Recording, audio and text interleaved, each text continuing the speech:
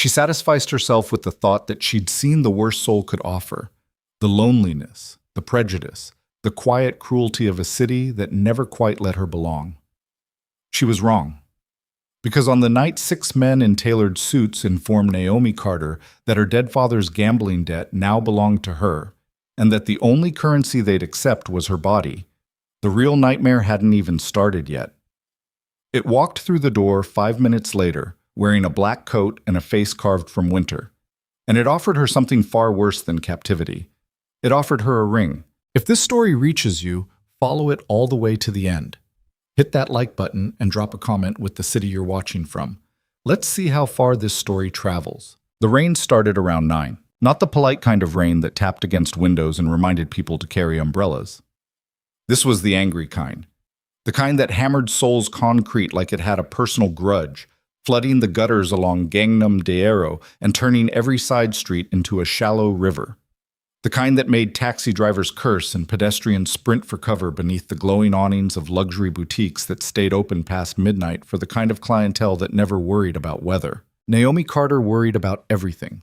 She sat in the back of a black sedan that smelled like leather and someone else's cologne, watching raindrops race each other down the tinted window while the driver, a man she'd never seen before tonight, navigated through streets she didn't recognize.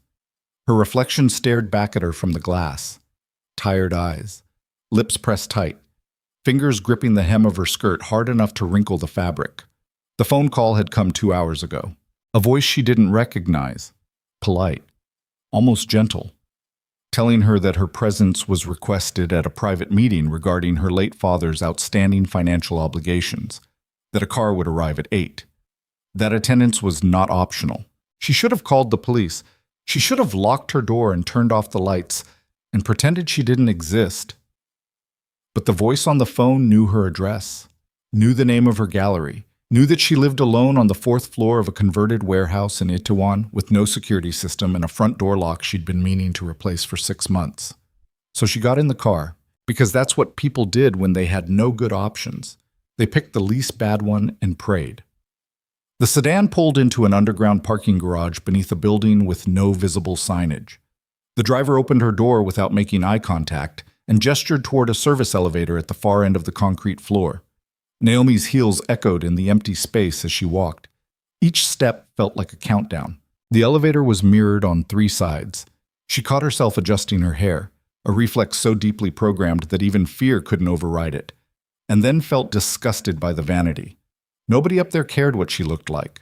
They cared about numbers, about debt, about whatever her father had left behind like a grenade with the pin already pulled. Marcus Carter had been dead for 47 days. Heart attack. Alone in a rented room in Busan that smelled like cigarettes and regret. The landlord found him 2 days later when the smell got worse. Naomi had flown down to identify the body and handle the cremation and sort through the wreckage of a life she'd spent a decade trying to forget. Her father had been a lot of things. A dreamer. A liar. A man who could charm the paint off walls and the money out of wallets. He'd brought her to Seoul when she was 15, chasing some business opportunity that evaporated within 6 months, and then proceeded to spend the next 20 years failing upward through a series of schemes, scams, and spectacularly bad investments. He borrowed from everyone. Friends? Strangers.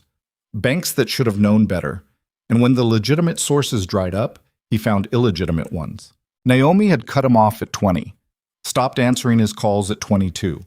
Built her entire adult life on the principle that she would never become him, never depend on anyone else's money, never make promises she couldn't keep, never let charm substitute for substance. She opened her gallery at 25 with savings she'd scraped together from 3 different jobs.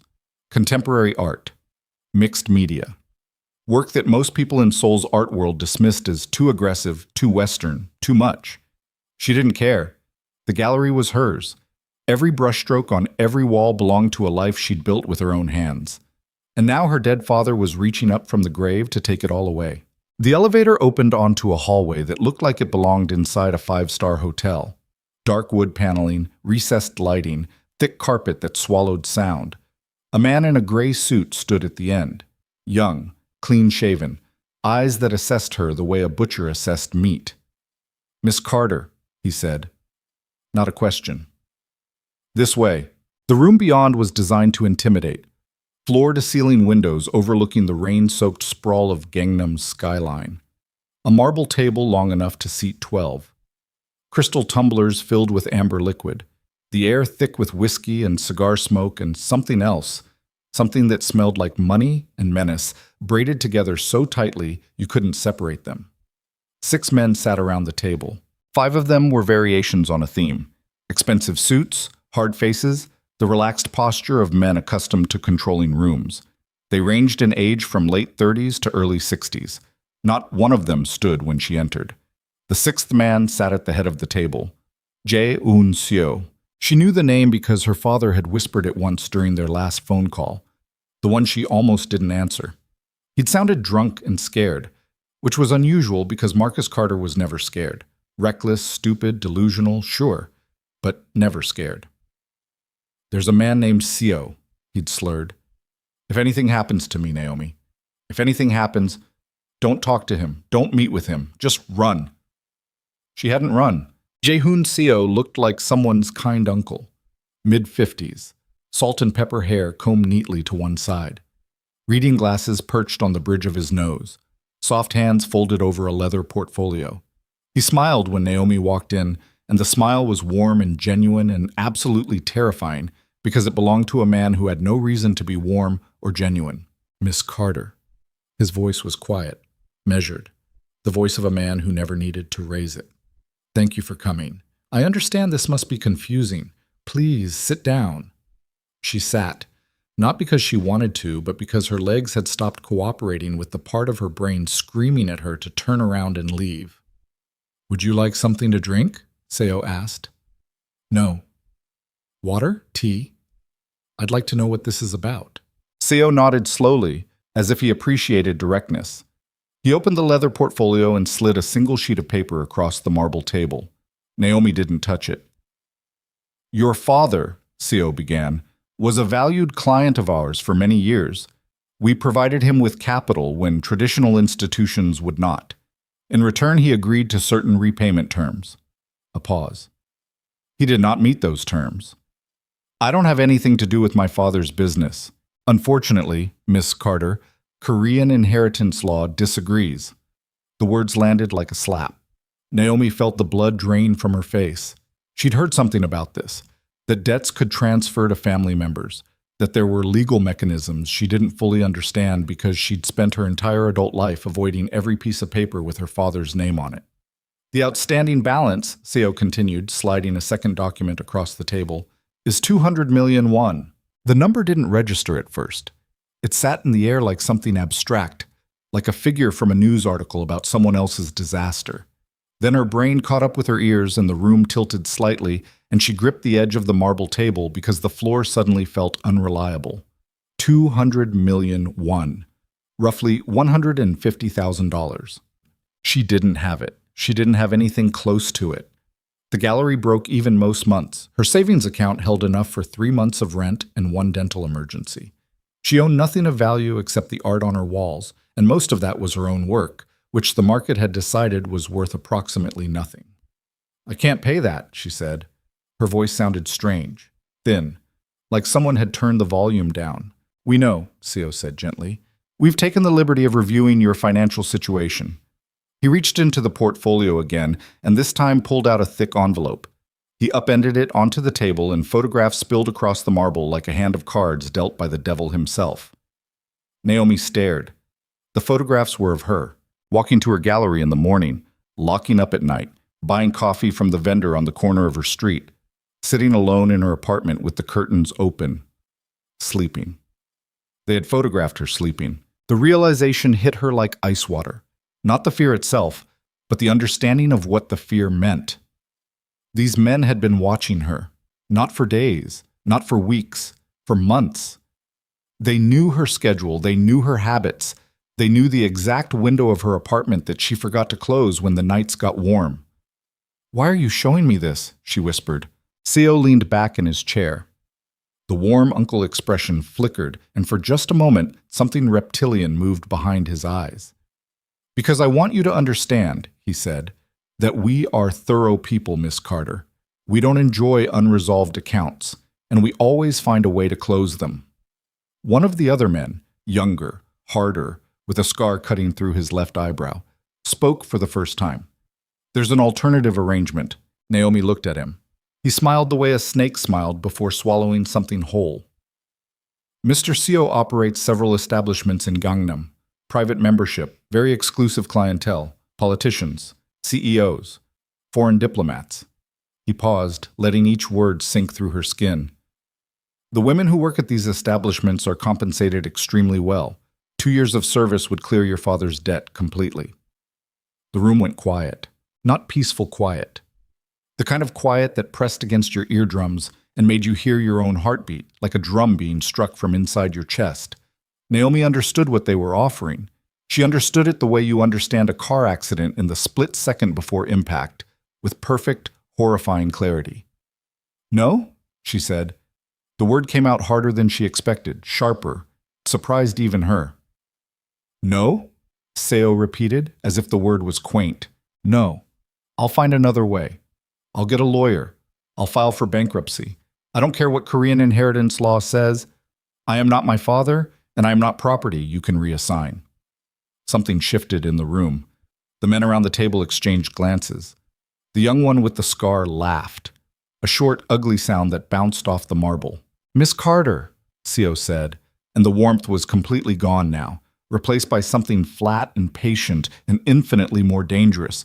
"You seem to be operating under the impression that this is a negotiation." He reached across the table and tapped the photographs with one manicured finger. "We know where you live. We know you have no family, no boyfriend, no emergency contacts listed on any form you've ever filled out. We know your gallery lease expires in 4 months, and you don't have the revenue to renew it." His voice dropped to barely above a whisper. "You are alone in this city, Miss Carter. And in this city, women who are alone and in debt to the wrong people tend to disappear very quietly." The threat wasn't loud. It didn't need to be. It was surgical, precise, and clean, and designed to cut through every layer of defiance she had left. Naomi's hands trembled beneath the table. She could feel her pulse in her throat, hammering against the skin like something trying to escape. The fight-or-flight response that evolution had spent millions of years perfecting screamed at her to run, but there was nowhere to go. The door behind her was closed. The hallway beyond it led to an elevator she couldn't operate without their permission, and the streets below were empty in the rain. She was trapped, and every man in this room knew it. Seo opened his mouth to continue, but the sound that came next wasn't his voice. It was a door opening. Not the door Naomi had entered through. A different one. A private entrance behind the head of the table that she hadn't noticed because it was designed to be invisible, flush with the wood paneling, without a visible handle. The reaction in the room was immediate and absolute. Every man at the table stood up. Not casually, not politely. They stood the way soldiers stood when a commanding officer entered. Fast, rigid, with spines suddenly straight and eyes suddenly lowered. Jae-hoon Seo's face went the color of old paper. The young man with the scar looked like someone had yanked his confidence out through his throat. Naomi turned in her chair. A man stood in the doorway.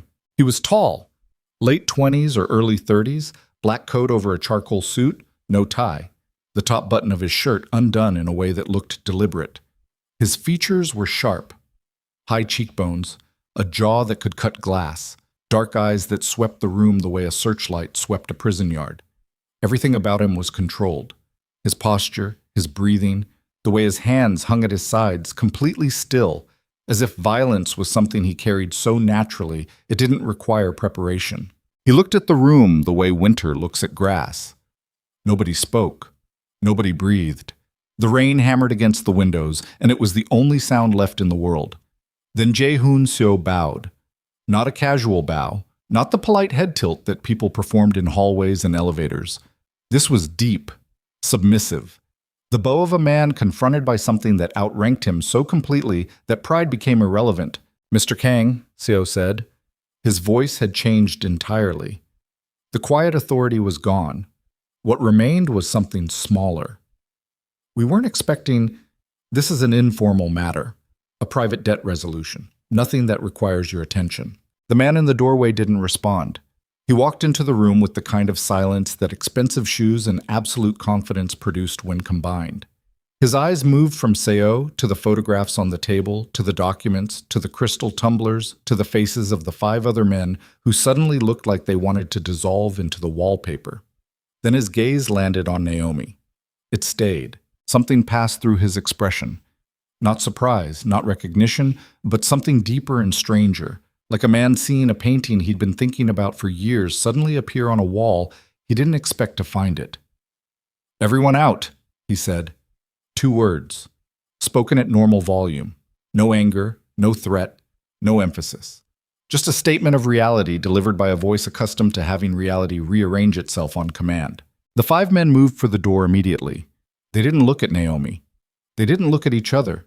They walked with the focused purpose of people evacuating a building they expected to collapse. Seo hesitated. "Mr. Kang, if I might explain, you have 3 seconds to be somewhere else." Seo left. The door closed behind him with a soft click that sounded like a lock engaging. And then it was just the 2 of them. Naomi Carter, sitting at a marble table surrounded by photographs of her own life, hands still trembling, pulse still hammering, her entire body vibrating with a fear that had nowhere to go because the threat had left, but something worse had replaced it. And the man they called Mr. Kang. He pulled out the chair across from her, the one Seo had occupied, and sat down. His movements were unhurried, deliberate. He unbuttoned his coat.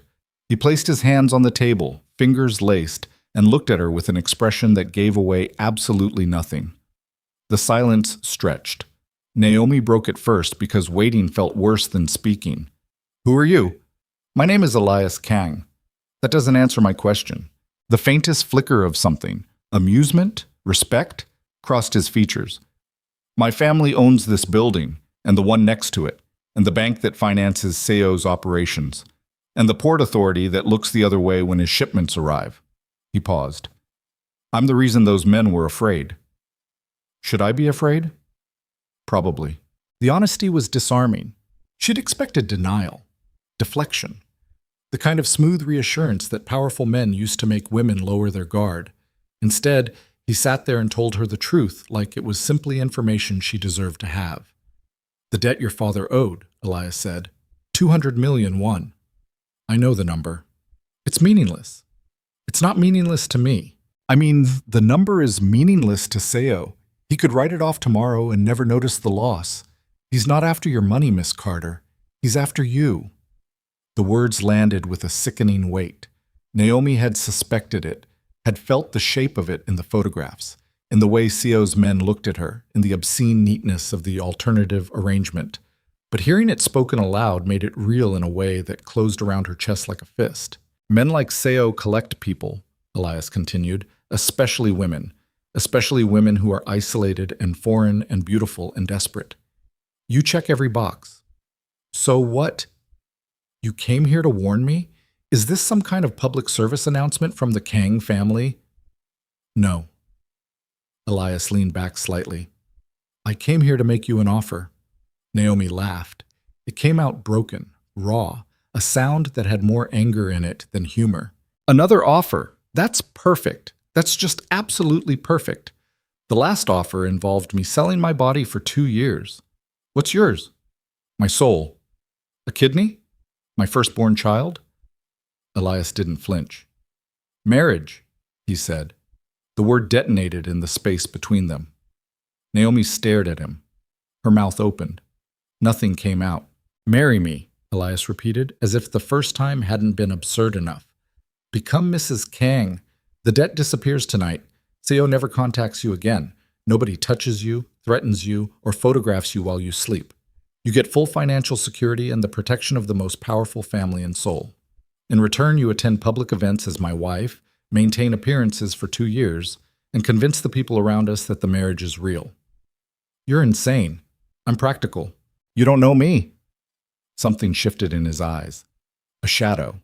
A weight. The briefest crack in the controlled facade, there and gone so fast she almost missed it. "I know more about you than you think," he said quietly.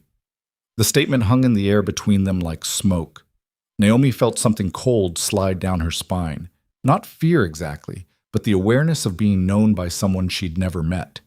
The same feeling the photographs had given her, but different, more personal, more invasive. What does that mean? Elias didn't answer.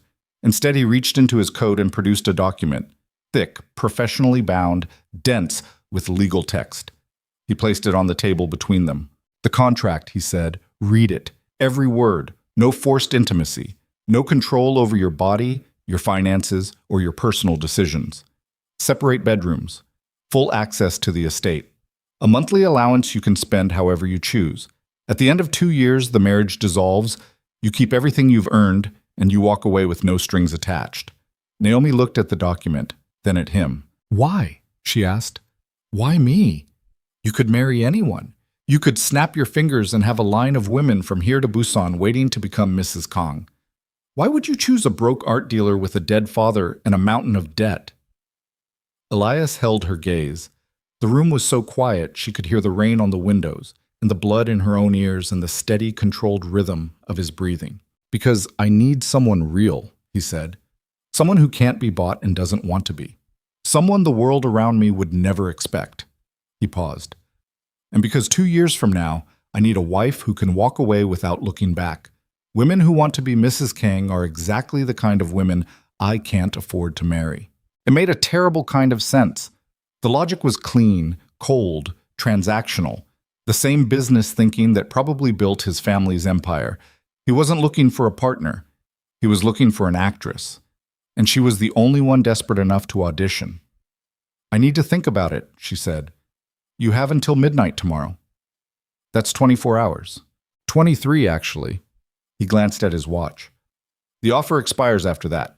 Not because I'm pressuring you, because Seo will find another way to reach you within 48 hours, and once he does, my involvement becomes significantly more complicated. He stood, buttoned his coat, produced a business card from his pocket and placed it on top of the contract. Call me when you decide. He walked toward the private door. Naomi watched him go, her mind spinning through calculations that had nothing to do with math and everything to do with survival. Elias. He stopped, turned. If I say yes, she said, and her voice was steadier than she felt, you understand that I'm not yours. I'm not property. I don't belong to you just because you paid for me. Something moved through his expression, something that looked almost like pain. I'm not paying for you, Naomi, he said. I'm offering you a door. What you do after you walk through it is entirely up to you. He left. Naomi sat alone at the marble table for 17 minutes. She knew because she counted. 17 minutes of staring at the contract and the business card and the photographs of her own life spread across cold stone while rain hammered against windows and the city sprawled below her like an ocean of light and noise and indifference. She picked up the contract and began to read. She called him at 11:42 the next night. The wedding was held 4 days later at Seoul City Hall in a fluorescent-lit room that smelled like floor cleaner and bureaucracy. Naomi wore a gray dress she'd bought at a department store that morning. Elias wore a dark suit. 2 witnesses, Kang family employees, stood by the door with the blank expressions of people trained to see nothing.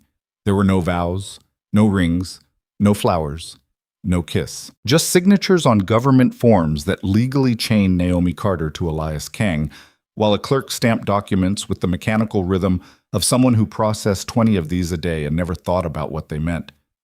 When it was over, Elias looked at her. Ready? He asked. For what? Your new life. The car that took them from City Hall was not the same sedan that had brought Naomi to the meeting with Seo. This one was armored. She could tell by the way the doors closed. Heavy, thick, the dull thud of steel meeting steel. The driver wore an earpiece. A second vehicle followed behind them.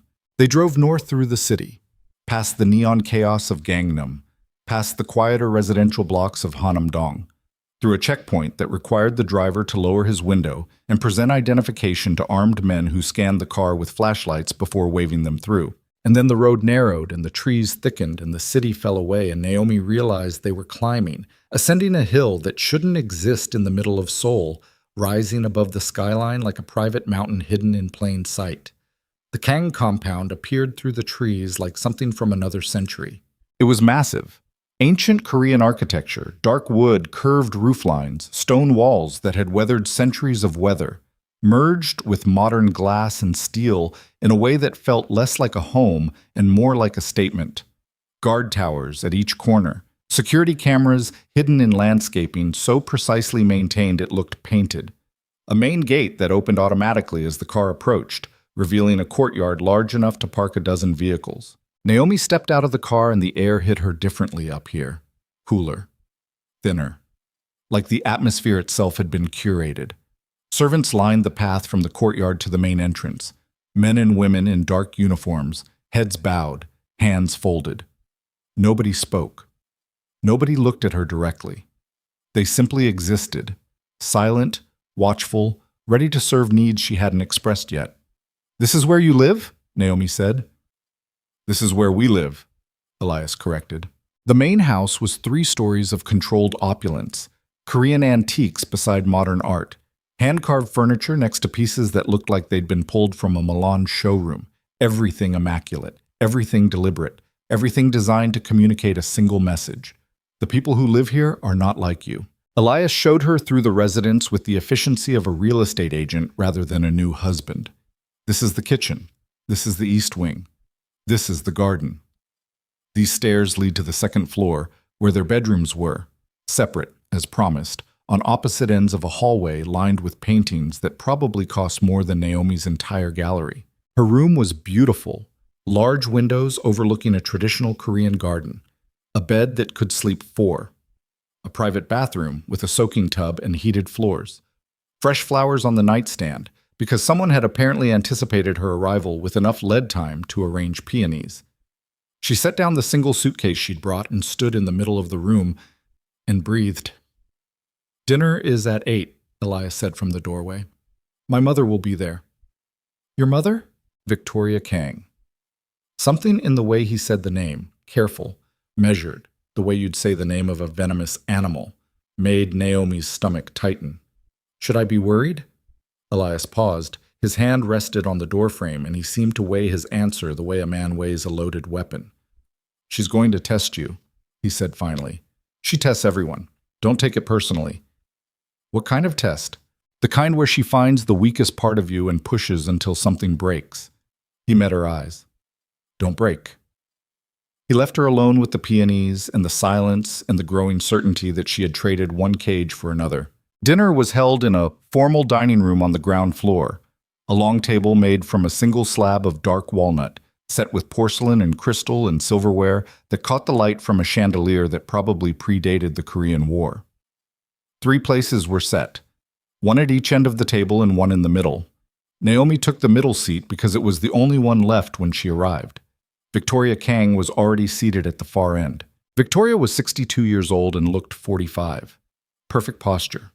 Perfect hair, swept up in a style that Naomi recognized from old photographs of East Asian socialites from the 1960s, a silk blouse the color of midnight, pearl earrings that were either inherited or cost more than most people's annual salary. Her face was beautiful in the way that certain sculptures were beautiful, precise, symmetrical, and entirely without warmth. She looked at Naomi the way a jeweler looks at a stone they suspect is fake. "So," Victoria said, "you're the one. Mrs. Kang, it's nice to meet you." "Is it?" Victoria picked up her wine glass, sipped, set it down with the deliberation of someone timing every gesture. "My son informs me that you were married 4 days ago, that I was not invited to the ceremony, that I learned about the union from a text message sent by his assistant." Her eyes found Naomi's.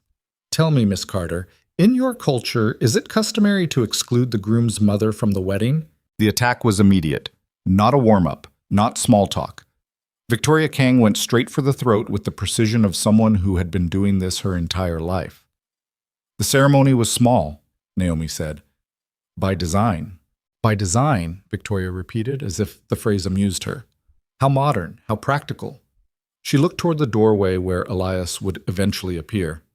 "My son has always been practical. It's his best quality and his worst." Her gaze returned to Naomi. "Tell me about your father." The shift was so fast it felt like whiplash. "My father passed away recently." "Yes." Marcus Carter, American-born, chronic debtor, known associate of several unlicensed lending operations in the Busan metropolitan area. Victoria listed the facts the way someone would read a grocery list, without emotion, without judgment, Just information she'd gathered because gathering information was what she did. He died owing significant money to Jae-hoon Seo, among others. And now here you are. Here I am, in my home, at my table, wearing my son's name. Victoria set down her glass. So let me ask you directly, Miss Carter, because I believe in directness, and I suspect you do too. Did you engineer this marriage to escape your father's debt? Did you use a dead man's mistakes to attach yourself to the most powerful family in Seoul? The accusation didn't come wrapped in pleasantries. It was raw, naked, delivered with the confidence of a woman who believed that politeness was a weapon used by people who didn't have better ones. Naomi felt the blood rise in her face. Anger and humiliation fought for control of her expression, and she let neither one win because she could feel Victoria watching for exactly that, watching for the crack, the flinch, the moment of weakness that would confirm every assumption she'd already made. Your son approached me, Naomi said, not the other way around. Yes, my son has a habit of collecting strays. The word landed like a slap. Stray, not person, not woman, not even guest. Stray. An animal found in the street, brought inside out of pity, tolerated but never truly welcomed. Naomi opened her mouth to respond, but Elias appeared in the doorway. He read the room in a single glance. The tension, the positioning, his mother's lifted chin and Naomi's rigid posture, and the careful distance between them that was measured not in feet, but in hostility. Mother, he said, and his voice carried something Naomi hadn't heard before, a warning wrapped in silk. Naomi is my wife. She is a guest in this house, and she will be treated accordingly. Victoria looked at her son. Something passed between them, a silent conversation conducted in the language of people who had been at war with each other for decades.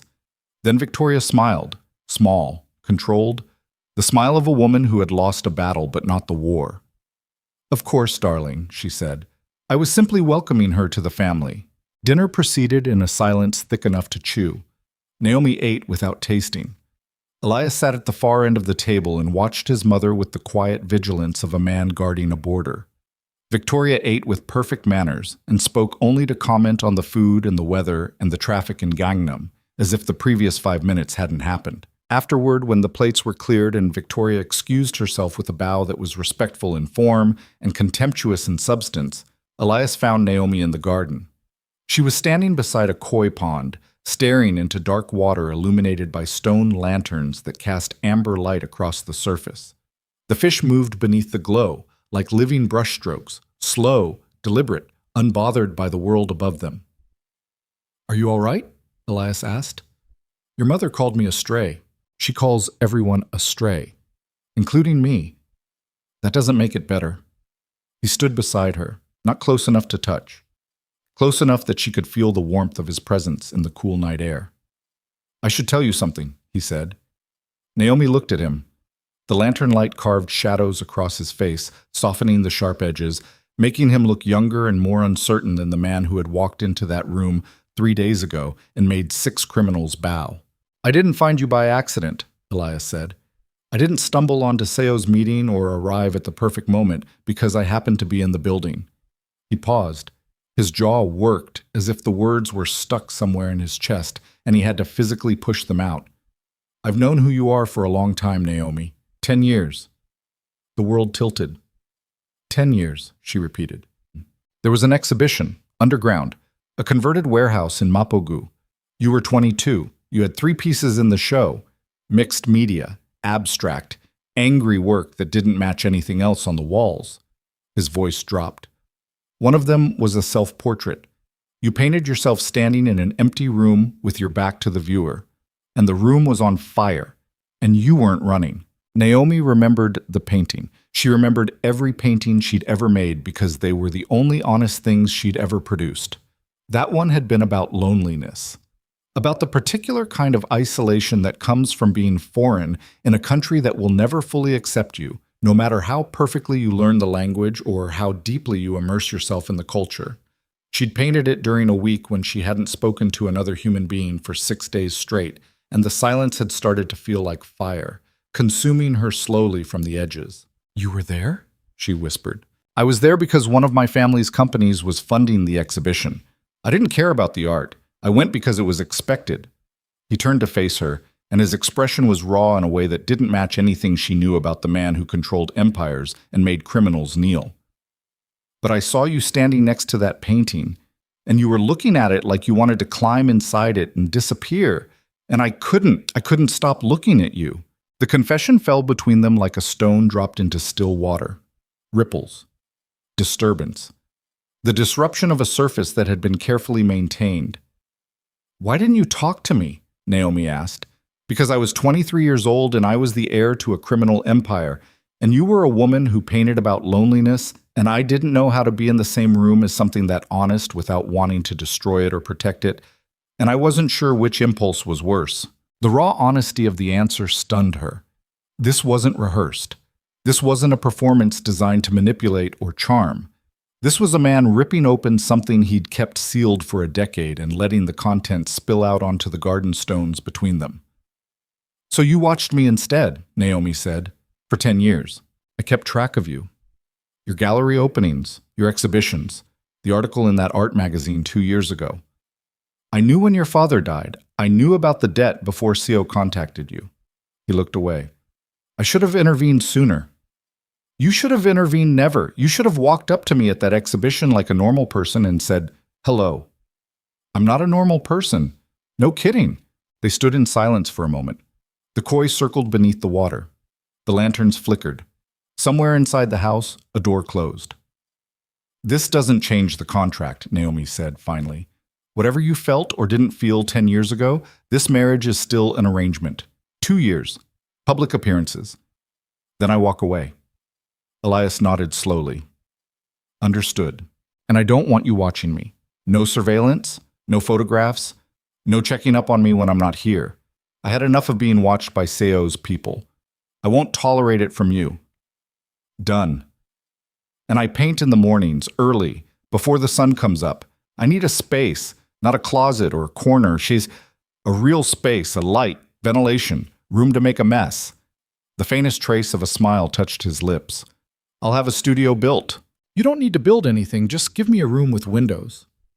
"I'll have a studio built," he repeated. Naomi looked at him, really looked, for the first time since the garden. The lantern light, the shadows, the way he held himself so carefully, as if relaxation was a luxury he'd never been able to afford. "Good night, Elias," she said. "Good night, Naomi." She turned and walked back toward the house. At the garden entrance, she paused, looked over her shoulder. He was still standing by the pond, still watching the water, still perfectly still. 10 years, she said. He didn't respond. She went inside, climbed the stairs, closed the door to her beautiful room with its peonies and its heated floors and its windows overlooking a kingdom she now technically belonged to. She sat on the edge of the bed and pressed her hands against her face and breathed. Somewhere below her, in a house full of shadows and silence and the weight of a name that made an entire city tremble, Elias Kang stood beside a koi pond and thought about a painting of a woman standing in a burning room. And he thought about the fact that after 10 years of watching from the edges of her life, he finally had her under his roof. And he thought about the one thing he hadn't told her, the one thing the contract didn't cover. The reason he'd chosen her wasn't just because she was real or brave or beautiful in the way that only damaged things can be beautiful. It wasn't just because she could walk away in 2 years without looking back. It was because he was terrified that in 2 years he wouldn't be able to let her go. And as rain hammered against the windows of the Kang estate, and the city of Seoul pulsed and breathed beneath them like a living thing, Naomi Carter fell asleep in a stranger's house wearing a stranger's name, unaware that the man she'd married was standing in the dark below her window. Not watching, just standing there. Because standing near her was the closest thing to peace he'd felt in 10 years, and he wasn't ready to let go of it yet. The studio appeared 3 days later. Not a room with windows. Not a converted closet or a cleared-out guest bedroom with a tarp on the floor. An actual studio. 200 square feet of north-facing glass built into the east wing of the compound, with concrete floors already stained by phantom paint, industrial ventilation that hummed like a living thing, and an easel made from reclaimed oak that probably cost more than Naomi's entire inventory of supplies back at her apartment. She stood in the doorway at 5 in the morning with her hair pulled back and her old painting shirt. A men's flannel she'd stolen from a thrift store 6 years ago, so covered in dried acrylics it was practically a canvas itself, hanging loose around her shoulders. The room smelled like fresh construction and linseed oil. Tubes of paint were arranged on a workbench along the far wall. Not cheap student-grade acrylics. Professional oils. Every color. Every brand. The kind of paint she'd stared at through shop windows for years without buying because a single tube cost more than 2 days of groceries. She didn't touch any of it. She stood there for 11 minutes, counting the seconds the way she'd counted them at the marble table the night her life changed, and then she turned around and went back to her room and sat on the edge of her bed and felt something she couldn't name crawl through her chest like a fist tightening around something soft. It wasn't gratitude. Gratitude was warm and simple and clean. This was complicated. This was the feeling of being known by someone who had no right to know her, of having desires anticipated before she'd spoken them, needs met before she'd acknowledged them, spaces created for parts of herself she hadn't shared with anyone. It was intimacy without permission, and it terrified her more than the debt ever had. She avoided the studio for 4 days, painted nothing, ate breakfast alone in her room because the formal dining table felt like a battlefield, and she wasn't ready for another round with Victoria. She explored the compound instead, wandering through corridors that smelled like aged wood and fresh flowers, past rooms she hadn't been shown during the tour, through gardens so precisely maintained they looked artificial. The compound was enormous, larger than she'd initially understood. Multiple buildings connected by covered walkways and stone paths. A traditional Korean tea house tucked behind a grove of pine trees. A gymnasium with equipment that looked military grade. An indoor swimming pool beneath a glass ceiling that turned the water into liquid light when the sun hit it. And everywhere, in every hallway, at every gate, behind every carefully trimmed hedge, men with earpieces and expressionless faces who tracked her movements without ever acknowledging her existence. She was the wife of Elias Kang, and she had never felt more like a prisoner. On the 5th morning, Naomi found Victoria in the main house library. She hadn't planned on it. She'd been looking for a different room, a sitting area she'd glimpsed through a half-open door during her explorations, and instead walked straight into a space-lined floor-to-ceiling with books, and found Elias's mother seated in a leather armchair with a cup of tea and a newspaper folded open to the society pages. Victoria looked up. Her expression didn't change. She simply took in Naomi's presence the way she took in everything, with the calm, calculating assessment of someone who had been evaluating threats for decades. "You're up early," Victoria said. "I'm always up early." "Painters." Victoria said the word like a diagnosis. "My husband used to wake early as well, though his reasons were less artistic." Naomi didn't know what to do with the mention of Elias's father. She knew almost nothing about him, only that he was dead, that his name carried enough weight to silence rooms, and that nobody in the compound ever spoke about him directly. "I was looking for the east sitting room," Naomi said. "Down the hall, second door on the left." Victoria turned a page of the newspaper. "Though I imagine you already knew that. You've been mapping the house for days. I've been watching you on the security monitors." The admission was delivered casually. No apology, no shame, just a statement of fact from a woman who saw surveillance as a natural extension of hospitality. "I wasn't mapping anything. I was walking. In my experience, people who walk without destination are either thinking or running." Victoria looked up. "Which one are you doing?" "Maybe both." Something shifted in Victoria's expression.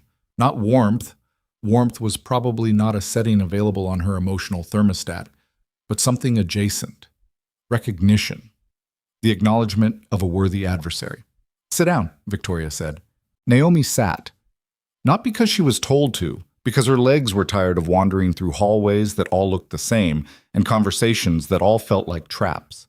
Victoria poured tea from a ceramic pot into a second cup that had apparently been set out before Naomi arrived, which meant Victoria had known she was coming, which meant the security monitors weren't just for watching, they were for strategizing. "My son tells me nothing," Victoria said. "He has not told me nothing since he was 14 years old. It's his preferred method of control. Silence as a weapon. You may have noticed." "I've noticed." "He built you a studio." "Yes." "He built it in 3 days, which means he gave the order before the wedding." Victoria sipped her tea. "Which means he planned this arrangement before you agreed to it." possibly before he proposed it. My son does not improvise, Miss Carter. He designs. He constructs outcomes the way architects construct buildings, from the foundation up, with every load-bearing wall calculated before the first brick is laid. Naomi felt the cold thing in her chest tighten again. The studio, the paint, the deliberateness of it all. "What are you telling me?" Naomi asked. "I'm telling you that whatever you think this marriage is, my son has a different definition. And his definition is the one that will prevail because his definitions always prevail." Victoria set down her cup. "I am not your enemy, Miss Carter. I'm the only person in this house who will tell you the truth without wrapping it in something you want to hear." "The truth about what?" "About what happens to the people Elias decides to protect." Victoria's voice dropped, and for the first time Naomi heard something beneath the steel, something old and tired and worn smooth by years of suppression. "He protects them completely, absolutely, with every resource at his disposal, and in doing so he consumes them, not out of cruelty, out of love. The Kang men love the way other men go to war, totally, destructively, without any concept of proportional response." The words settled over Naomi like snow, silent, cold, accumulating. "His father was the same?" Naomi asked. Victoria's jaw tightened. A micro-expression, there and gone. But Naomi was an artist, and artists saw things that other people missed because noticing was the only skill they'd ever truly mastered. "His father was worse," Victoria said. The conversation ended there. Victoria picked up her newspaper and resumed reading, as if Naomi had already left the room. The dismissal was elegant and absolute, and Naomi took it because pushing further felt like pushing against a wall that had been reinforced from the other side. She went back to her room. She sat on the bed. She thought about architects and foundations and load-bearing walls. Then she got up and walked to the studio and picked up a brush and began to paint for the first time in 47 days. She painted for 6 hours. She painted a room on fire. The first public appearance happened 10 days after the wedding. A charity gala at the Shilla Hotel, Seoul's most exclusive venue, a cathedral of marble and crystal where the city's wealthiest families gathered to pretend they cared about causes while actually caring about positioning. Elias informed her at breakfast with the casual tone of someone mentioning a schedule change. "Tomorrow night, 8 o'clock, black tie. A stylist will come to the house at 4 to help you prepare." "I can dress myself." "The people at this event will photograph everything you wear and analyze every detail for implications about our relationship, our finances, and our political alliances. The stylist isn't about dressing you, she's about controlling the narrative." Naomi hated that he was right. She hated even more that she understood. The stylist arrived at 4. A woman named Min Ji, with sharp cheekbones and the focused intensity of a surgeon. She brought 6 garment bags, 3 jewelry cases, and an opinion about everything. The dress they settled on was midnight blue, structured, elegant, conservative enough for Korean high society, but cut with enough edge to signal that Naomi wasn't trying to blend in. Minji pinned her hair up, applied makeup that made her look simultaneously natural and untouchable, and produced a pair of diamond earrings that Naomi immediately recognized as absurdly expensive. "Those aren't mine," Naomi said. "They are now. Mr. Kang selected them personally." Of course he did. The drive to the Shilla was silent. Naomi sat in the armored sedan beside Elias and watched the city slide past and tried to prepare herself for what was coming without any clear sense of what that was. Elias sat beside her with the composed stillness of a man who had attended 1,000 of these events and found each one slightly less tolerable than the last. "Stay close to me," he said as the car pulled up to the hotel entrance. "Don't engage with anyone who approaches you first. Let them come to us. And if anyone asks about the wedding, keep it simple. Small ceremony, private. We wanted it intimate." "You mean we wanted it secret?" "Intimate sounds better." The hotel lobby was a wall of sound and light. Crystal chandeliers, string quartet, 300 people in evening wear circulating through rooms that smelled like expensive perfume and quiet desperation. Every face was a mask. Every handshake was a transaction. Naomi felt the stares before she saw them. Dozens of eyes tracking her from across the room. Curious, hostile, calculating. She was the unknown. The American. The woman who had appeared from nowhere and attached herself to the most powerful name in Seoul. Elias placed his hand on the small of her back as they entered. The touch was light, professional. exactly the kind of contact that a devoted husband would maintain at a public event. But Naomi felt it through the fabric of her dress like a brand, not because it was unwanted, but because it felt intentional in a way that went beyond performance. They circulated. Elias introduced her to faces she wouldn't remember and names she couldn't pronounce, and shook hands with men who smiled at him with the careful deference of subordinates pretending to be equals. Every interaction followed the same pattern. Surprise at the marriage, congratulations delivered through clenched teeth, and a subtle once-over of Naomi that assessed her worth in the same way Seo had assessed her in that room above Gangnam. She held it together. She smiled. She nodded. She played the role because playing roles was what survival looked like when you had no better options. And then Scarlett Han arrived. Naomi didn't know the name yet. She only saw a woman walking toward them through the crowd with the deliberate, unhurried stride of someone who expected people to move out of her way. And people did. Tall, Korean, hair cut sharp at the jaw. A red dress that fit like it had been painted on by someone who understood that elegance and aggression were not mutually exclusive. The woman stopped 3 feet in front of them. Her eyes went to Elias first, a look loaded with history and heat and something bitter that had curdled into contempt. And then to Naomi. The assessment lasted 2 seconds. It contained a lifetime of judgment. "Elias," the woman said. Her voice was honey poured over glass. "I heard you got married. I had to see for myself." "Scarlett." Elias's voice didn't change, didn't warm, didn't cool. It remained at the same controlled temperature he maintained for everything, but Naomi felt his hand press slightly harder against her back. "This is Naomi, my wife." Scarlett looked at Naomi, smiled. The smile was beautiful and absolutely lethal. "Naomi," Scarlett repeated, as if tasting the name. "How exotic.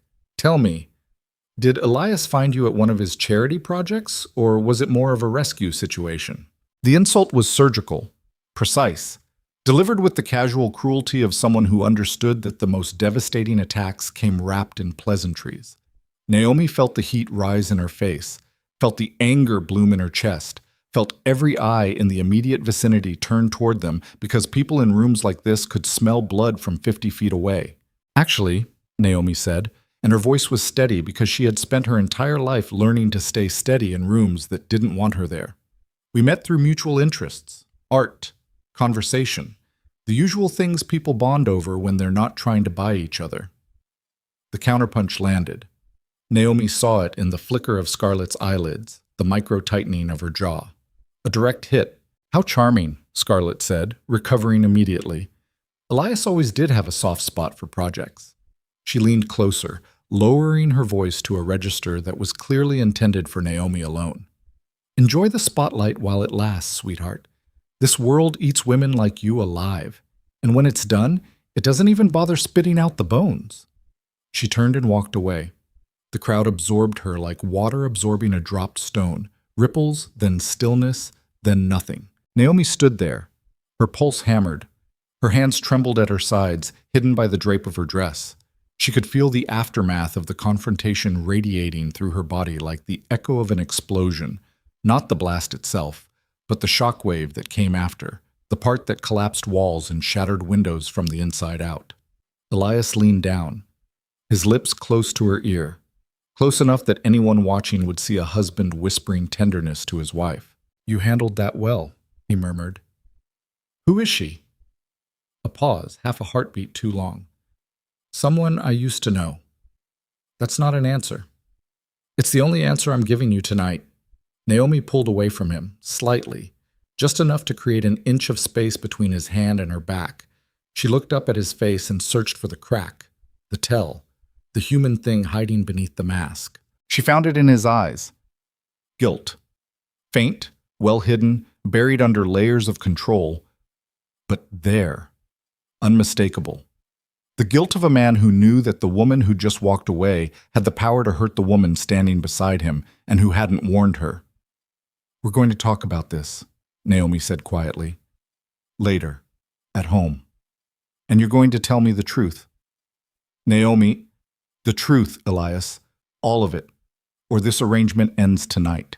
She turned and walked toward the bar because she needed a drink, and she needed distance, and she needed 30 seconds without someone looking at her like she was a problem to be solved or a piece to be moved across a board she hadn't agreed to play on. She ordered whiskey. Neat. The bartender poured without comment. Naomi lifted the glass and drank and tasted nothing because her mouth was full of adrenaline and fury and the bitter residual flavor of a word she couldn't get out of her head. Projects. Scarlett had called her a project. And the worst part, the part that dug into Naomi's ribs like a splinter she couldn't reach, was that she wasn't sure Scarlett was wrong. The studio built before the wedding, the paint selected before she'd asked, the earrings chosen personally, every detail anticipated, every need met before it was expressed. She was being designed, constructed, managed, just like Victoria had warned her. The Kang men loved the way other men go to war, totally, destructively, without any concept of proportional response. Naomi set down the glass. The whiskey burned behind her sternum. The gala swirled around her. Laughter, music, the clink of crystal, and all of it felt like noise, like static, like the sound a television makes when it's tuned to a dead channel. She looked across the room, found Elias. He was watching her. Not with the cold assessment of a man managing a public performance, not with the controlled blankness he wore like armor. He was watching her the way he must have watched her at that gallery 10 years ago, with something raw, something unguarded, something that looked terrifyingly like need. And Naomi realized, standing alone at a bar in the most exclusive hotel in Seoul, wearing diamonds she didn't own and a name she didn't earn, that this was the point of no return. Because she could feel it happening. The shift, the pull, the slow, treacherous gravity of a man who had waited a decade for her and who would wait a decade more if she asked him to. And the terrifying certainty that she didn't want him to wait. She wanted him to come closer. And that was the most dangerous thing she had ever wanted in her life. Because wanting Elias Kang meant wanting a man whose love came with an empire attached, whose protection came with walls and cameras, and men with earpieces who tracked your movements through hallways you hadn't chosen, whose tenderness was built on the same foundation as his violence, absolute, consuming, without the smallest recognition of limits. She could still walk away. The contract said 2 years. The door was still open. But as she looked at him across that room full of strangers and liars and beautiful, hollow people, Naomi felt the door closing. Not because Elias was closing it, because she was. And somewhere on the other side of the ballroom, moving through the crowd like a blade through silk, Scarlett Hahn pulled out her phone and made a call that would change everything. "It's me," she said. "I met the wife. She's nobody. But he looks at her the way he never looked at us." A pause, a voice on the other end. Scarlett smiled, cold, final. "Then we take her apart, piece by piece, starting with the gallery." The call came at 1:47 in the morning. Naomi was still awake.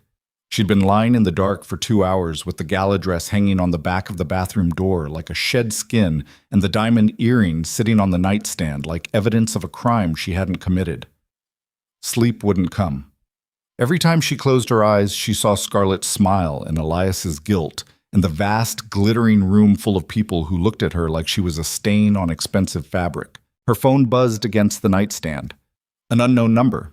She answered because at 1:47 in the morning, unknown numbers meant emergencies, and emergencies were the only honest thing left in her life. "Miss Carter?" A man's voice. Tight, professional. "This is Officer Yoon from the Yongsan Fire Station. I'm calling about your property on Itaewon Row. There's been a fire." The word didn't register at first. Fire. Such a small word for something that could consume everything. "What do you mean a fire?" "Your gallery, Miss Carter. I need you to come down here." She was dressed and out the door in 4 minutes. She didn't wake Elias. She didn't tell anyone. She moved through the compound's corridors with the focused desperation of a woman running toward the only thing she'd ever built with her own hands. Past the security station where a guard half rose from his chair and called after her. Past the front gate where a driver was smoking beside one of the armored sedans. "Take me to Itaewon," she said. "Now." The driver looked at her, looked at the guard behind her, looked at his phone, presumably weighing whether to call someone for authorization. Naomi grabbed the passenger door handle. "Right now," she repeated. Her voice cracked on the second word. He drove. She saw the smoke before she saw the building. A thick column rising above the Itaewon skyline, lit orange from below, turning the low clouds into a ceiling of rust-colored light. 3 fire trucks blocked the street, hoses snaked across wet asphalt. Firefighters moved in and out of the smoke with the grim efficiency of men who'd seen this before and would see it again. Naomi got out of the car before it stopped moving. The gallery was destroyed. Not damaged, not scorched around the edges. Destroyed. The front windows had blown out from the heat and glass covered the sidewalk in a glittering carpet that crunched under her shoes as she stumbled toward the building. Smoke poured from the empty window frames like breath from a wounded animal. Inside, she could see the shapes of walls that had buckled and shelving that had collapsed, and the blackened remains of canvases that had once held months of work, years of meaning, entire chapters of a life that existed nowhere else. Her legs gave out. She went down on the wet sidewalk, knees hitting glass and concrete, and the pain that shot through her kneecaps was distant and irrelevant because every nerve in her body was focused on the thing burning in front of her. Her hands pressed against the ground. The asphalt was warm. Everything was warm. The air itself felt cooked, thick with smoke and the chemical stink of accelerant and something else. Something sweet and wrong that she'd later learn was the smell of varnish and linseed oil combusting at temperatures high enough to melt metal. A firefighter pulled her back, his hands on her shoulders, his voice saying words she couldn't process. "Ma'am, you can't be here. Ma'am." "That's mine," she said. "That's my gallery. That's mine." He didn't let go. He steered her behind the truck line and sat her on the bumper of an ambulance, and someone put a blanket around her shoulders that she didn't need because the fire had made the entire street hot enough to sweat in. She sat there and watched her life burn. 40 minutes. That's how long it took for the firefighters to bring the blaze under control. 40 minutes of water and smoke and the sounds of a building dying, the pop of glass, the groan of metal, the wet hiss of water meeting flame. 40 minutes during which Naomi Carter sat on the bumper of an ambulance and said nothing, and felt nothing, because feeling anything would have required acknowledging that this was real, and acknowledging that this was real would have broken something inside her that she needed to keep intact if she was going to survive the next 24 hours. Elias arrived at 2:31. She heard him before she saw him, the sound of a car door slamming with force that suggested the door had personally offended him, followed by rapid footsteps on wet concrete, followed by a voice cutting through the chaos with the authority of a man accustomed to being obeyed by fire itself. "Where is she?" He appeared around the side of the ambulance. His hair was wet. He wore a black shirt half buttoned over what looked like the pants from his gala suit, as if he'd dressed while running. His face was a mask of controlled fury. Not the cold, calculated version she'd seen in the room with Seo, but something rawer, something that burned behind his eyes like a smaller, more personal fire. He looked at Naomi, at the blanket, at the glass embedded in her palms, at the blood on her knees where she'd fallen. Something in his expression fractured. "Are you hurt?" His voice was quiet. Too quiet. The quietness of a man holding back something enormous. "I'm fine. You're bleeding." "It's nothing." He knelt in front of her. Right there on the wet street in his expensive pants, glass crunching beneath his knees. He took her hands and turned them palm up and examined the cuts with the focused intensity of a man who had seen wounds before and knew which ones mattered. "Who called you?" Naomi asked. "The security team. They alerted me the moment you left the compound." His jaw tightened. "You should have woken me." "Why? So you could manage this too? So you could control the narrative?" The words came out sharper than she intended. Or maybe exactly as sharp as she intended. She wasn't sure anymore. The fire and the gala, and Scarlett's smile and Victoria's warning, and the studio built before the wedding, and the 10 years of watching, all of it was compressed inside her chest like a spring wound too tight, and the gallery burning was the thing that finally snapped the coil. Elias didn't flinch. He held her hands and looked at her with an expression that she couldn't decode, because it contained too many things at once, guilt and fury, and something softer that she didn't want to name. "This wasn't an accident," he said. "What?" "The fire investigators are already inside. Accelerant was used. Multiple ignition points." His grip on her hands tightened slightly. "Someone did this deliberately, Naomi." The words hit her like a second impact. Not an accident, Not faulty wiring or a forgotten candle or any of the mundane disasters that destroyed small businesses every day. Someone had walked into her gallery, the only thing in this city that belonged entirely to her, and set it on fire on purpose. "There's something else," Elias said. His voice dropped even lower. The investigators found a message on the gallery floor, painted in accelerant before it was lit. "What message?" He hesitated. She watched his jaw work, watched the muscles in his neck cord as he swallowed something, words or bile or the remnants of whatever composure he'd brought with him to this street. "You don't belong here," he said. 4 words, ordinary words. The kind of words she'd heard in 100 different forms since she was 15 years old, in classrooms and job interviews and grocery stores and the quiet, cutting whispers of people who thought she couldn't hear them. "You don't belong here. You're not one of us. Go back to wherever you came from." But these words had been burned into the floor of the place she'd built to prove all those other words wrong. Naomi pulled her hands free from Elias's grip. She stood up. The blanket fell off her shoulders. She walked toward the ruined gallery, and Elias called her name, but she didn't stop because stopping would mean accepting that someone had destroyed the only proof she had that she mattered, and she wasn't ready to accept that yet. The heat hit her at 10 feet. The building was still smoldering, thin ribbons of smoke curling from the blown-out windows like fingers beckoning her closer. A firefighter intercepted her before she reached the entrance. "Ma'am, the structure isn't safe. I need to see inside. Ma'am." "Let her through." Elias appeared behind her. His voice carried the particular weight of a man whose family name appeared on tax documents and property deeds, and probably a few police personnel files. The firefighter hesitated, then stepped aside. The interior was devastation. Every painting destroyed, every frame warped by heat, the walls blackened and blistered. Water pooled on the concrete floor, mixing with ash and debris to form a gray sludge that covered everything like the aftermath of a flood in a crematorium. The smell was unbearable, smoke and chemicals and the particular acrid sweetness of burned canvas that Naomi knew she would never be able to smell again without feeling her stomach drop. And there, in the center of the floor, charred but still visible, the words, "You don't belong here." Naomi stared at them. She stared until her eyes burned and her vision blurred and the letters dissolved into shapes that didn't mean anything, because if they meant something, she would have to respond to them. And responding meant admitting that after 10 years in this city, after building a career and a reputation and a life from absolute nothing, she was still the outsider, still the foreigner, still the stray. Elias stood behind her. She could feel him there, his presence like a wall between her and whatever came next. "I know who did this," he said. She turned. His face was carved from something harder than stone. His eyes were flat, dead. The eyes of a man who had just switched off every human emotion and replaced them with something mechanical and merciless. "Scarlett," Naomi said. Not a question. "Scarlett," and she didn't act alone. The accelerant profile matches materials used by CO's people.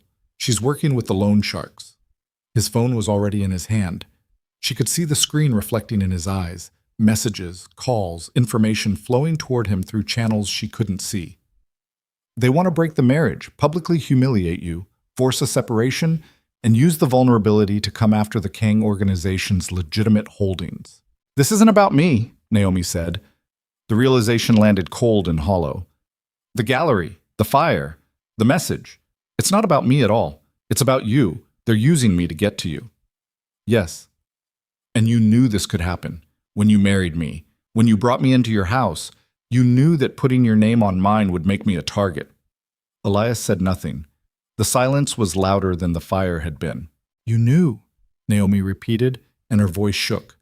Not with fear, but with the specific burning fury of a woman who had just realized that the protection she'd been offered was also the thing that put her in danger. The shield was also the target. The shelter was also the storm. "I underestimated them," Elias said. "I won't make that mistake again." "You won't make that mistake again?" Naomi stepped toward him, close enough to see the pulse beating in his throat, close enough to smell the rain on his skin and the faint trace of smoke already settling into his clothes. "They burned my gallery, Elias. My gallery. The only thing in this country that was mine, not yours, not your family's, mine. And they burned it because of you. I will fix this." "You can't fix this." You can't write a check and rebuild what was inside those walls. You can't replace 7 years of work with a phone call at 2 in the morning. You can't. Her voice broke. She caught it, held it, forced it back into shape through sheer will. You can't keep pretending that having me in your life is safe for me. I will make it safe. How? By putting more guards at the gate? By watching me on more cameras? By building me another beautiful cage and filling it with paint and telling yourself that's enough? The words hit him. She saw it. The impact. The way his shoulders absorbed the blow, the way his hands, which had been steady all night, curled into fists at his sides. What do you want me to do? He asked. And for the first time, the control cracked. Not completely, not catastrophically, but enough for something human to bleed through. Something desperate and raw and frightened in a way that Elias Kang was never supposed to be frightened. Tell me what you want me to do, Naomi. I want the truth. Right now. All of it. Who is Scarlett Han to you? What was she to you? Why she hates me enough to burn down my life? The rain started again. Light at first, then harder, filling the ruined gallery with the sound of water hitting debris. Elias stood in the wreckage of her life and looked at her with an expression that belonged to a man standing at the edge of a cliff, knowing that the next words out of his mouth would determine whether he fell. Scarlett was my father's choice, he said. Arranged. Political. A union between the Kang and Han families to consolidate control over the southeastern trade corridor. I was 21, she was 23. We were together for 3 years. Together how? Every way two people can be together when neither of them has a choice. His voice was flat, clinical. The voice of a man describing a wound he'd learned to live with by pretending it belonged to someone else. She loved the power, the name, the access. When my father died and I restructured the family's operations, the arrangement with the Han family dissolved. Scarlett was removed from the inner circle. She never forgave it. She wasn't removed. You removed her. Yes, and she thinks I replaced her. She thinks you represent everything she lost: status, proximity, control. He paused. She's wrong. She lost those things because they were never hers. They belonged to an arrangement that died when my father died. That's very rational, Elias, very logical, very Kang. Naomi's voice was ice. But Scarlett isn't being rational. She's being vindictive, and vindictive people burn things down. She looked around the gallery, at the ruined walls, at the ash-covered floor, at the message still visible beneath the water and debris. You don't belong here. I need to know one more thing, she said, and I need you to answer honestly, because if you lie to me right now, I will walk out of this marriage tonight, and I will not come back. Ask? Did you marry me to protect me, or did you marry me because you wanted me and the debt was just a convenient excuse? The question cut through everything: the smoke, the rain, the careful architecture of justifications and rationalizations that Elias had built around this arrangement like walls around a fortress. She watched him process it, watched the calculation behind his eyes as he weighed the cost of truth against the cost of lies. Both, he said. One word: quiet, devastating. I married you because you were in danger, and because I'd spent 10 years wanting to be close to you, and because the debt gave me a reason that didn't require me to admit what I actually felt. His voice dropped to barely above a whisper. The contract is real. The terms are real. You can leave in 2 years, and I will honor every clause. But if you're asking me whether this was ever purely transactional— He stopped, breathed, started again. No, it wasn't. It was never just an arrangement for me, and I should have told you that from the beginning. Naomi stood in the ruins of her gallery and looked at the man she'd married and felt the ground shift beneath her feet. Not the physical ground, but the psychological ground, the foundation of certainty she'd built this arrangement on. The contract was supposed to be the safe thing, the clear thing. 2 years, public appearances, separate bedrooms, walk away clean. But there was no clean anymore. The gallery was gone. Scarlett was coming, and the man standing in front of her had just admitted that the careful, controlled transaction she'd agreed to was actually something else entirely, something messy and human and terrifying in ways the contract could never contain. Her phone rang. She looked at the screen. Unknown number, different from the fire station. She answered. Mrs. Kang. Scarlett's voice, silk and venom. I hope you're enjoying the renovation. You're insane. I'm focused. There's a difference. A pause. The gallery was a warning. The next one won't be. You have 72 hours to file for divorce and leave Korea.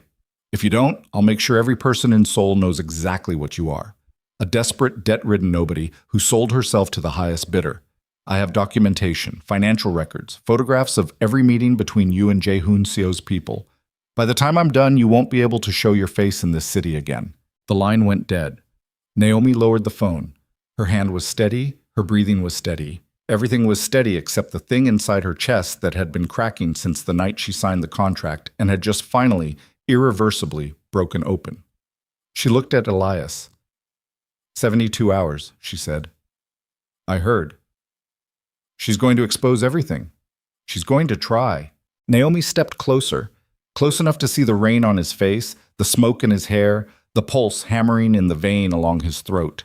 Close enough to see the man behind the empire.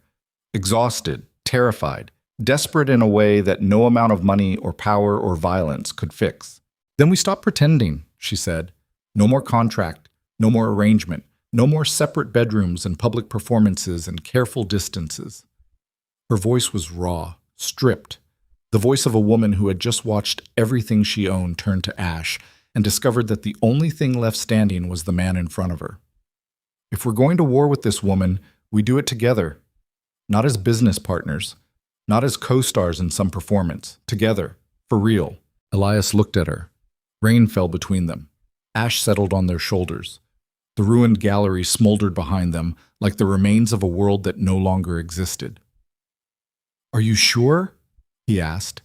And Naomi realized, standing in the wreckage with smoke in her lungs and glass in her palms and the taste of whiskey still fading on her tongue, that she had never been less sure of anything in her life. But certainty was a luxury for people who hadn't lost everything. Yes, she said. And the word felt like stepping off a cliff. Elias made 14 phone calls in the car ride back to the compound. Naomi sat beside him and listened to a man dismantle his own restraint one conversation at a time. The first 3 calls were in Korean, rapid, clipped, the kind of language that didn't waste syllables on courtesy.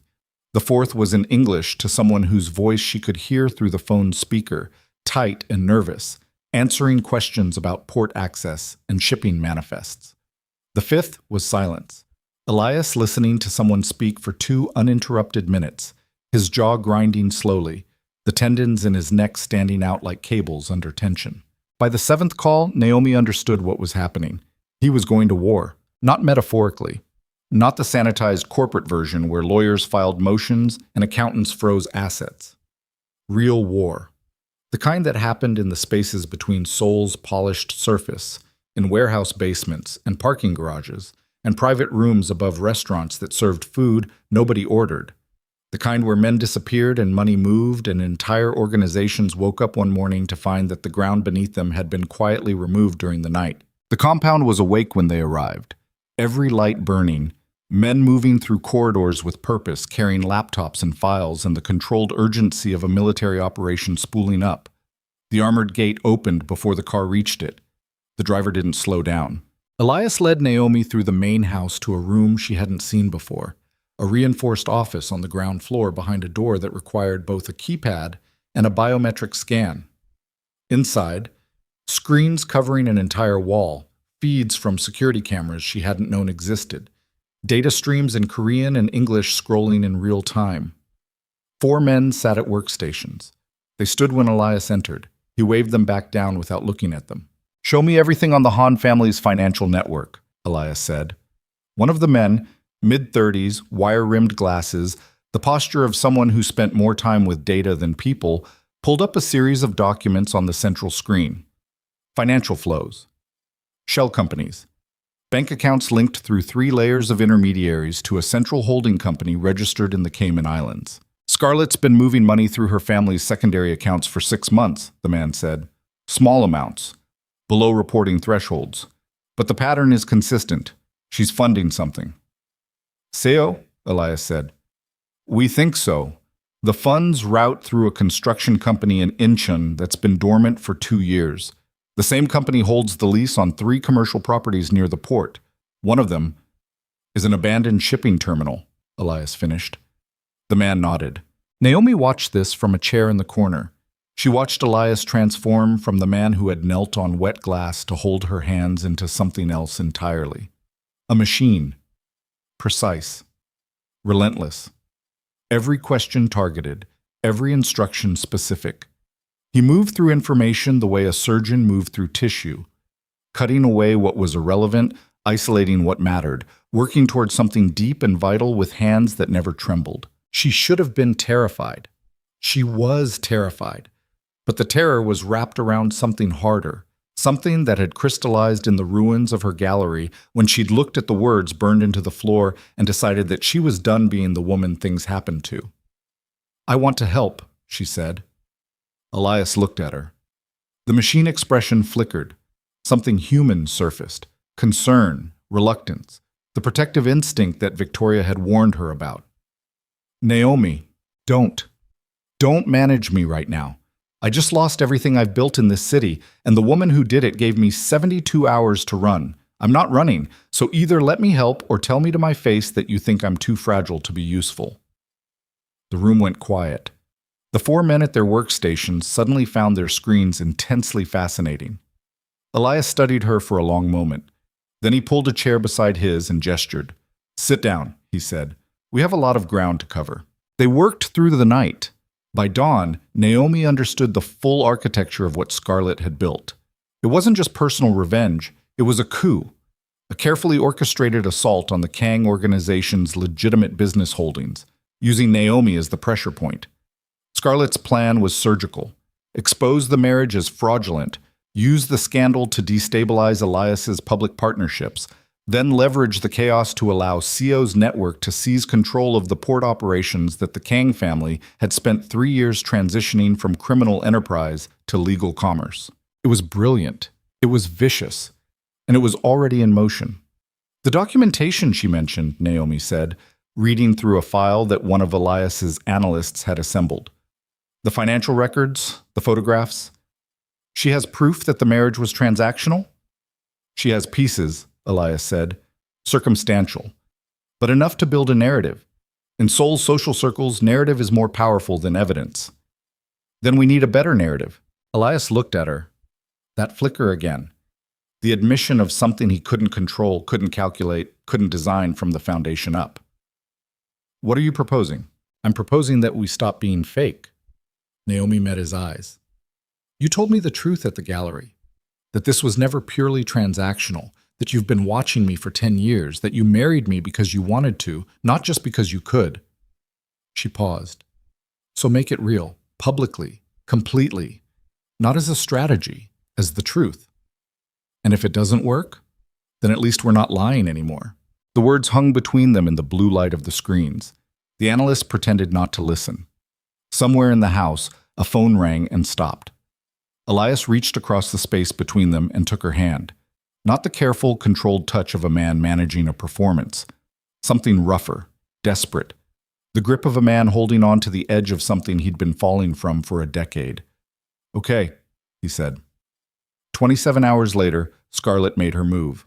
The photographs went live on 3 major Korean entertainment news sites, simultaneously at 9 a.m. Images of Naomi entering the meeting with CO's people, the sedan outside the underground parking garage, the loan documents with her name attached. The accompanying article called her a debt-ridden foreigner who had manipulated a vulnerable heir into a sham marriage. The language was careful enough to avoid outright libel, but devastating enough to destroy a reputation in hours. By noon, the story had been picked up by 4 additional outlets. By 2, it was trending. By 4, reporters were gathered outside the Kang compound's front gate, cameras pointed at the walls like weapons. Naomi watched the coverage on her phone. Each headline landed like a fist, calculated, precise, designed to bruise in exactly the places that hurt most. The comments were worse. Thousands of strangers passing judgment on a life they knew nothing about, dissecting her motivations and her marriage, and her worth as a human being with the casual cruelty that anonymity made possible. But she didn't cry. She didn't hide. She sat in the studio Elias had built for her, the studio he'd planned before she agreed to any of this, and she painted. She painted the gallery on fire. Elias came to her at 5. He stood in the doorway and watched her work for a full minute before speaking. "We have a problem," he said. "We have several." Seo made contact through a back channel. He's offering to make the media coverage disappear in exchange for the port operations. Blackmail. Leverage. His word, not mine. Elias's expression was carved granite. He also sent a message about you specifically. What message? That the original arrangement still stands. 2 years. His club.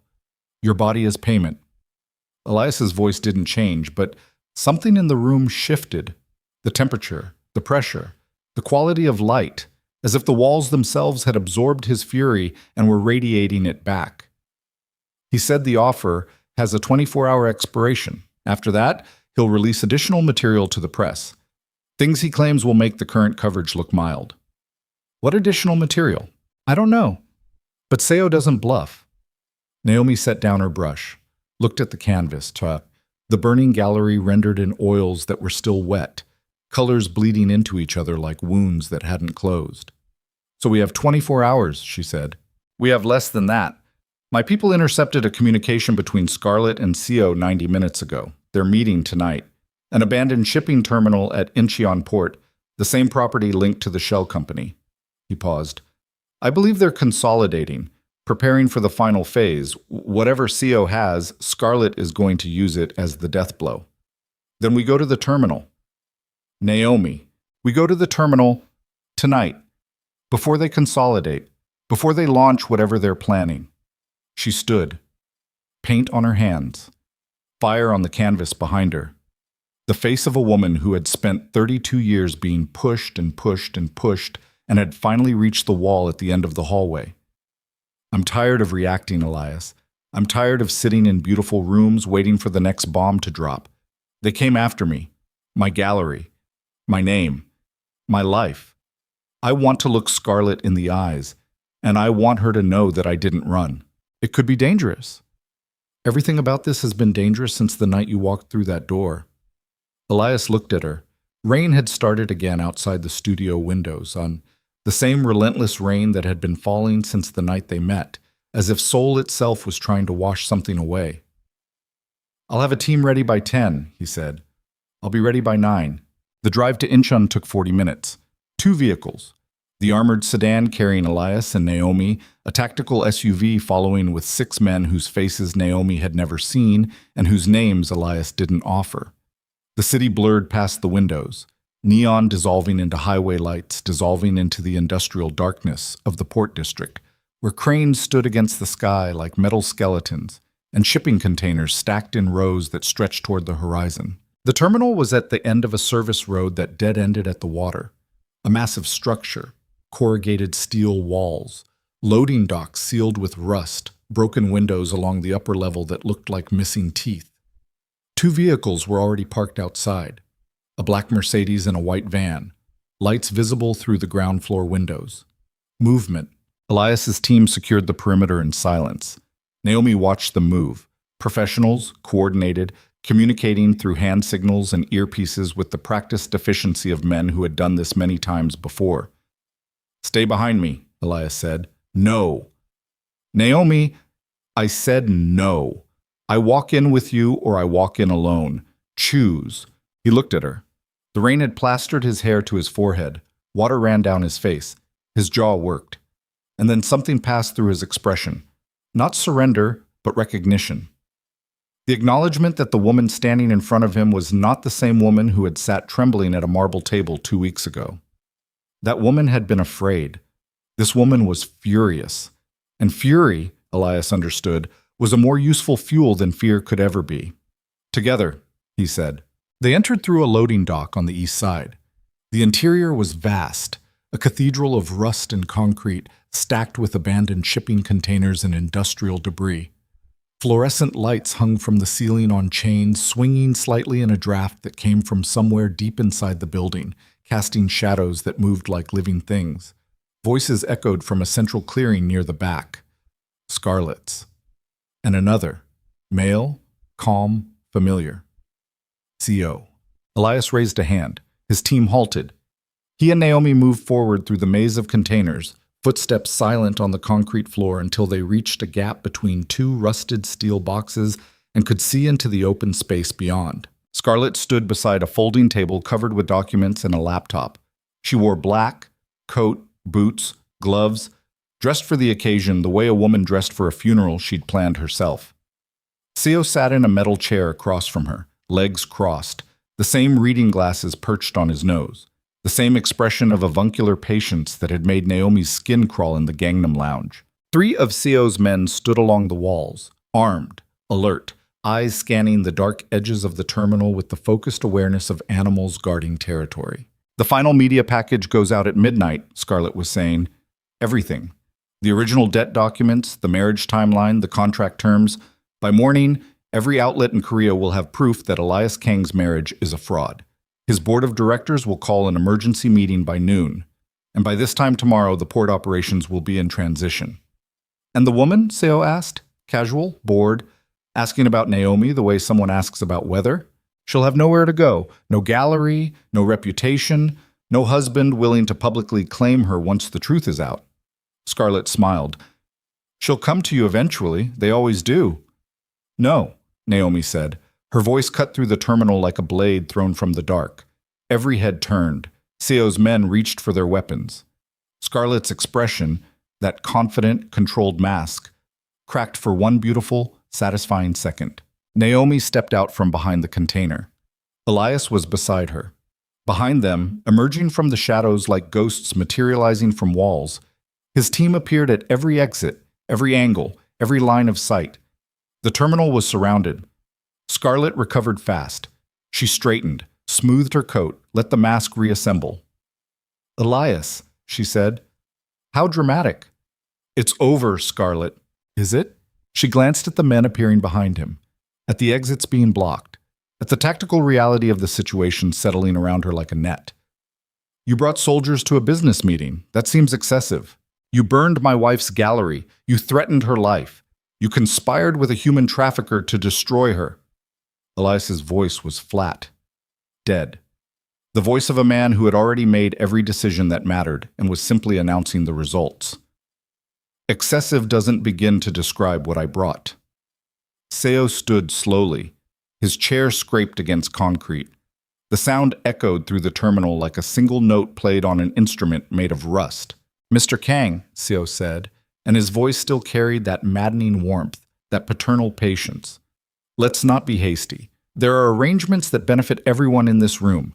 Your wife's debt is a small matter, a rounding error. Surely we can— Her debt was paid the day she took my name, Elias said, and you have nothing in this room that I can't take. Something shifted in Seo's expression.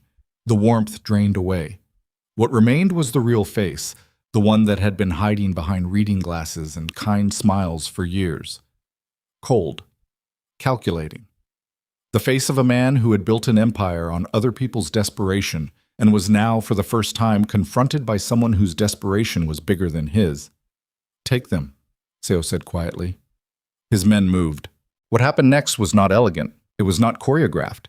It was not the clean, precise violence of movies where every punch lands perfectly and nobody bleeds from the wrong places. It was chaos. Gunfire erupted from 3 directions simultaneously. The fluorescent lights shattered. Darkness crashed over the terminal like a wave. Naomi hit the concrete floor on instinct. Hands over her head, face down, the taste of dust and rust filling her mouth while the world exploded around her in muzzle flashes and screaming, and the percussive thunder of weapons being fired in an enclosed space that turned every shot into an avalanche of sound. Elias was above her, over her, his body between hers and the gunfire, shielding her with the only armor he had, himself. She could feel his heartbeat through his back, hammering against her chest, impossibly fast, impossibly strong. "Stay down!" he shouted. "Stay down, Naomi, stay down!" The firefight lasted 90 seconds. It felt like 90 years. When the shooting stopped, the silence that followed was worse, a ringing, suffocating void filled with the smell of cordite and the sound of men breathing hard and the distant drip of water from a broken pipe somewhere overhead. Elias pulled her up, his hands on her arms, his face close to hers, blood on his temple. A graze, shallow, already streaming down the side of his face in a thin red line that made him look like a man who'd just fought his way out of something that should have killed him. "Are you hit?" His voice was raw, shredded. The controlled composure stripped away entirely, leaving nothing but the man underneath, desperate, shaking, alive. "No, I'm okay. Elias, I'm okay." He held her face in both hands, looked at her with an intensity that burned. Then he kissed her, hard, desperate, tasting like blood and smoke and rain. And she kissed him back because there was nothing left to pretend about, nothing left to calculate or manage or design. Just two people in the dark, breathing. And then a sound from deeper inside the terminal, metal scraping on concrete, a door slamming. And Elias pulled back with the wild focus of a man whose survival instincts hadn't finished firing. "Scarlett," he said. She ran.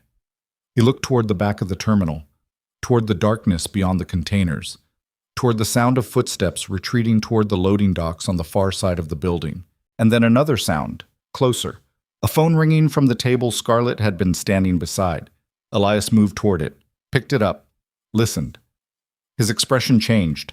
The blood drained from his face so fast Naomi could see it happen in the fractured emergency lighting, a living man becoming a ghost in real time.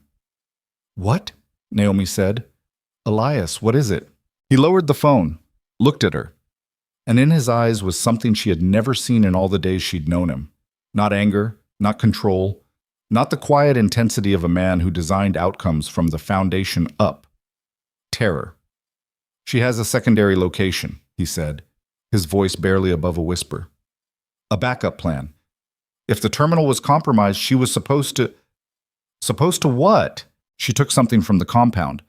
While we were here. While every guard was deployed with us." He swallowed. The sound was audible. "She took the original contract, Naomi. Our marriage contract.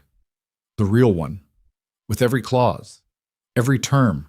Every detail about the arrangement." The words landed like a bomb with a delayed fuse. Naomi felt them detonate somewhere deep inside her chest. Not the explosion itself, but the understanding of what came next. The original contract.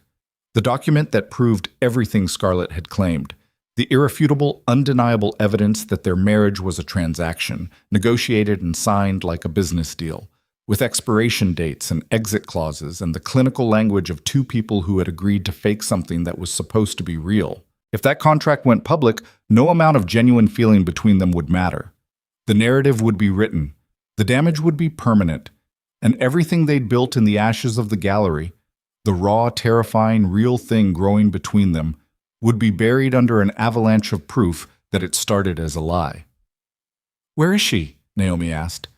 Elias looked at his phone, at the message glowing on the screen, at the address typed beneath a single line of text from Scarlett Hahn.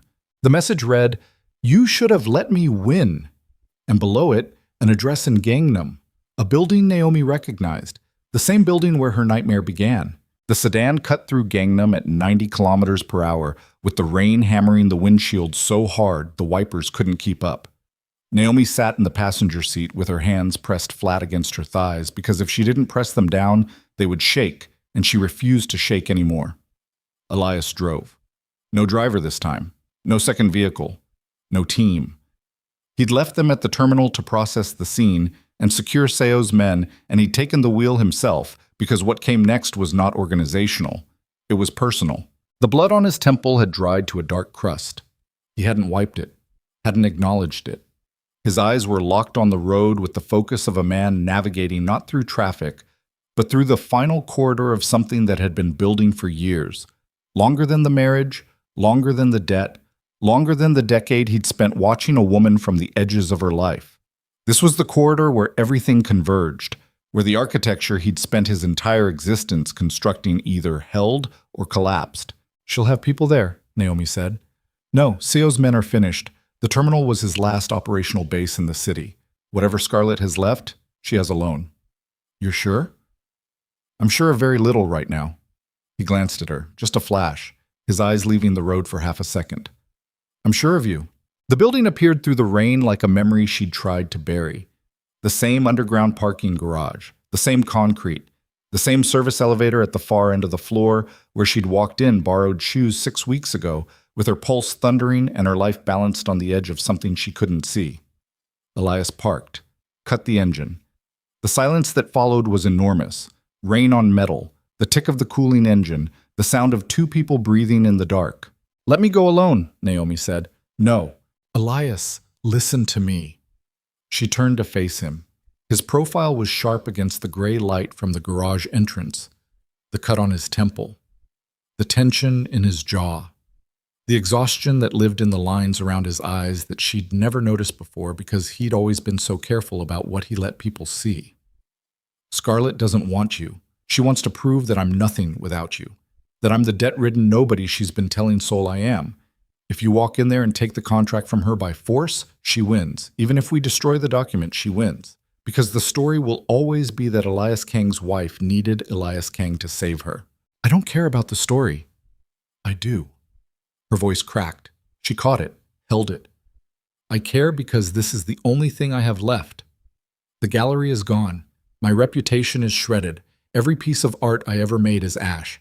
The only thing Scarlett hasn't taken from me is my ability to stand in a room and not flinch. And if you take that away by fighting my battle for me, then she was right. I am a project. I am a stray. I am exactly what everyone in this city already thinks I am." The words filled the car like smoke.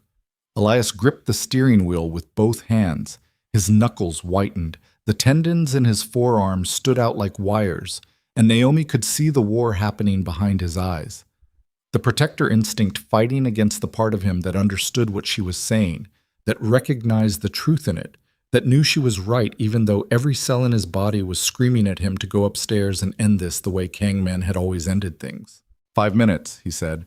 His voice was barely there, ground down to almost nothing. 5 minutes, and then I'm coming up. 10. 7. Fine. She got out of the car. The parking garage was cold. Her footsteps echoed the way they had 6 weeks ago. The same concrete, the same fluorescent hum, the same countdown feeling of walking towards something irreversible. But 6 weeks ago, she'd been terrified. Tonight, she was something else, something that lived on the other side of terror, in the space where fear burned off, and left behind a residue that was harder and quieter and more dangerous than anything fear could produce. The elevator took her up. The mirrored walls showed her reflection, paint still under her fingernails, blood dried on her knees from the gallery sidewalk, her hair tangled and her clothes wrinkled and her eyes carrying something she almost didn't recognize. She looked like a woman who had been through a war. She looked like a woman who was about to finish one. The hallway was empty. The same dark wood paneling, the same thick carpet, the same oppressive luxury designed to make visitors feel small. The door to the lounge was open.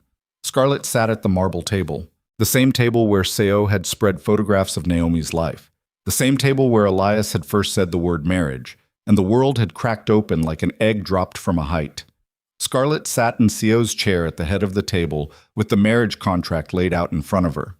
23 pages of legal text that contained every clause, every term, every clinical detail of an arrangement that had started as a transaction and become something neither party had planned for. A laptop sat open beside the contract, screen glowing, a media upload interface visible, ready to distribute the document to every outlet that had already published Scarlett's first wave of coverage. Scarlett looked up when Naomi entered. She didn't look surprised. She looked satisfied. The expression of a woman who had designed this exact moment, this exact confrontation, this exact image of Naomi Carter walking into a room alone to face the consequences of choices she never should have been forced to make. "You came without him," Scarlett said. "I'm almost impressed." Naomi walked to the table. She didn't sit. She stood across from Scarlett and looked down at the contract and felt something move through her chest. Not anger, not grief, but a strange, cold clarity. The kind of clarity that came when you'd lost everything and discovered that the bottom was actually solid ground you could stand on. "Publish it," Naomi said. Scarlett blinked. The satisfaction flickered. "Excuse me?" "The contract, the terms, the clause about separate bedrooms and public appearances, and the 2-year expiration. Publish all of it." Naomi pulled out the chair across from Scarlett and sat down. Slowly, deliberately. The way a woman sits when she's decided that running is no longer an option she's willing to consider. "Go ahead. Send it to every outlet in Korea. Let them read every word. Scarlett studied her, looking for the trap, the bluff, the hidden strategy. You're not serious. I'm completely serious. You spent 6 months planning this. You burned my gallery. You partnered with a man who wanted to sell my body. You tried to destroy my reputation and my marriage and my life. And the only leverage you have left is a document that proves Elias Kang offered me a way out when nobody else would. Naomi leaned forward. Her voice was steady, stone steady. The steadiness of a woman who had nothing left to lose and had discovered that nothing was actually the most powerful thing you could own. So publish it.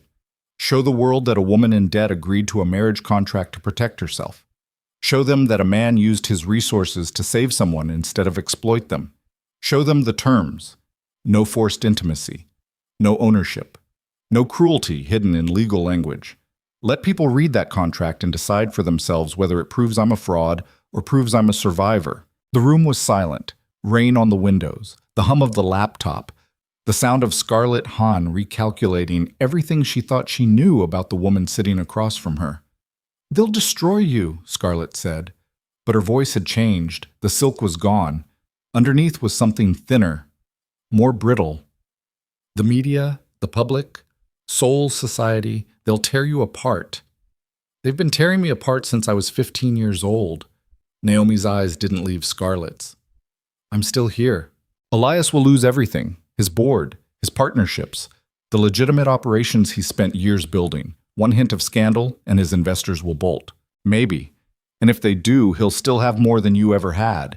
Because he'll have someone who stayed, not for the money, not for the name, not for the power.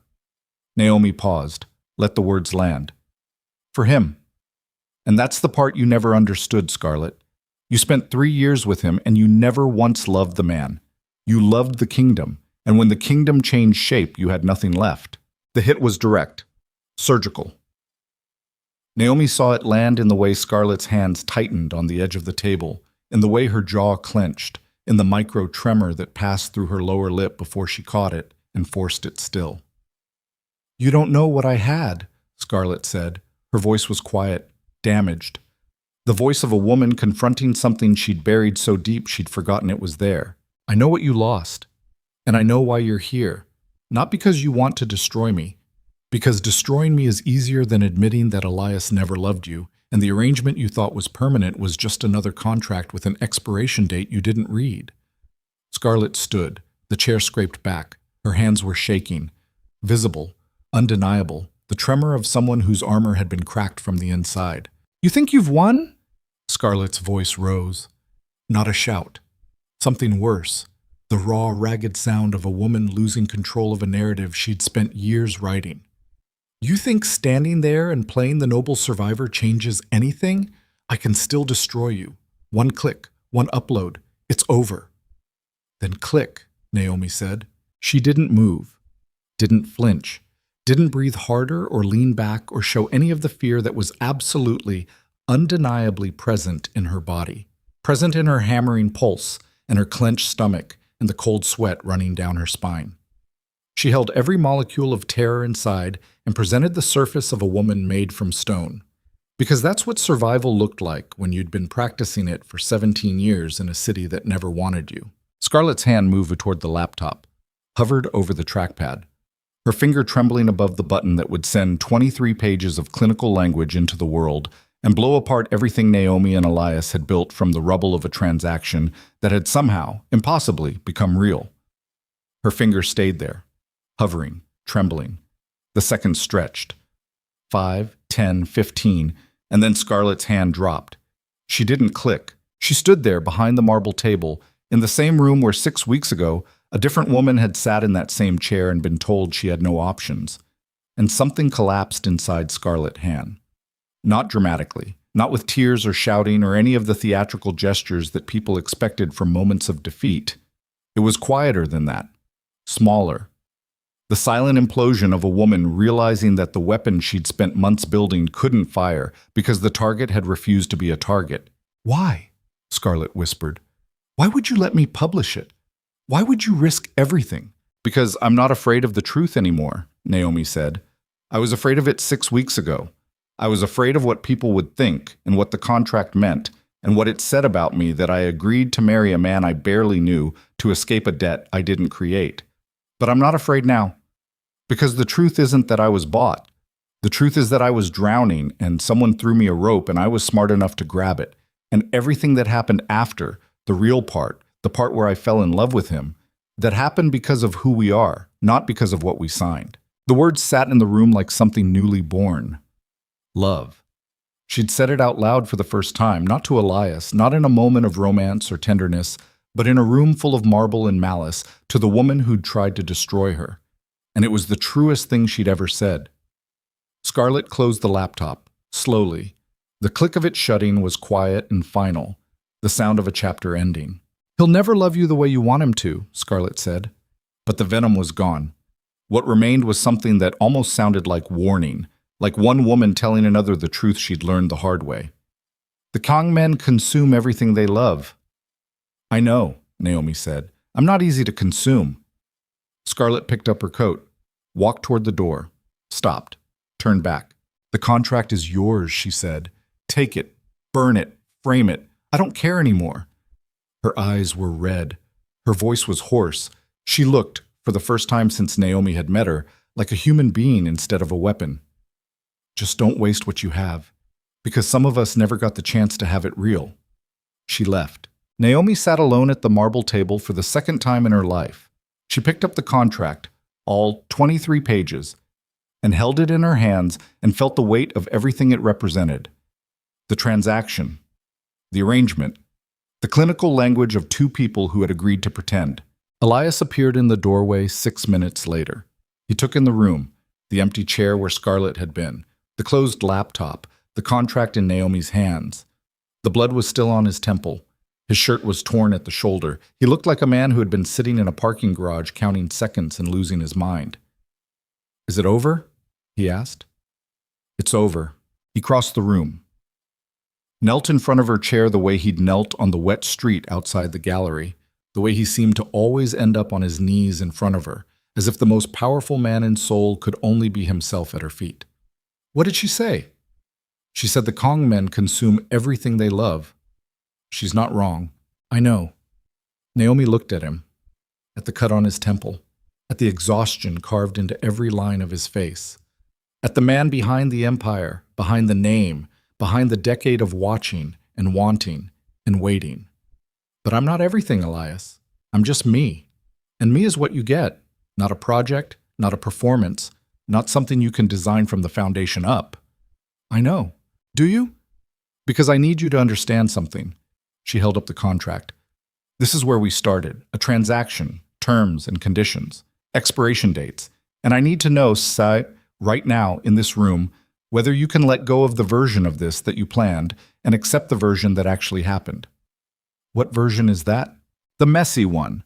The one where I yell at you and paint at 5 in the morning and refuse to let you protect me from things I need to face myself.